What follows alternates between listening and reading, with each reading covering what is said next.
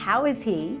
And does he miss the presidency? Does he miss being at 1600 Pennsylvania Avenue? He is doing great. Both of my parents are doing great, and they are loving living in Texas, and they're still really engaged in the policy work that they were doing before.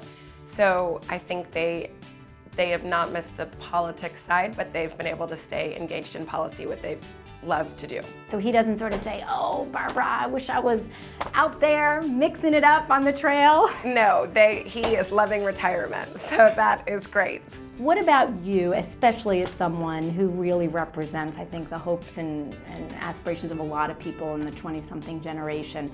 Are you following the presidential campaign, and do you have any impressions? I mean, there's so many stories written about a number of 20-somethings, even younger, who feel like they want to opt out. They're disgusted. It's so negative. It's attack, attack, attack. I don't know if you hear it from fellows. I don't know if you hear it from your friends, but do you have any perspective on what you're seeing and what we could do better to galvanize 20-somethings? Mm-hmm. I mean, I think I do follow, obviously, the presidential campaign just because I'm an engaged human.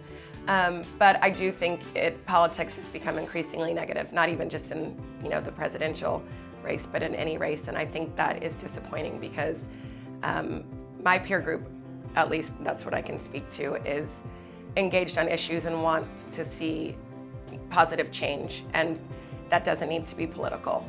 And I think, working on global health care and working in the field of global health, there are so many ways to create positive change that I'm constantly inspired by seeing what's going on, and thrilled that there's ways to create positive change that is not being sort of stuck in this political process that is increasingly negative.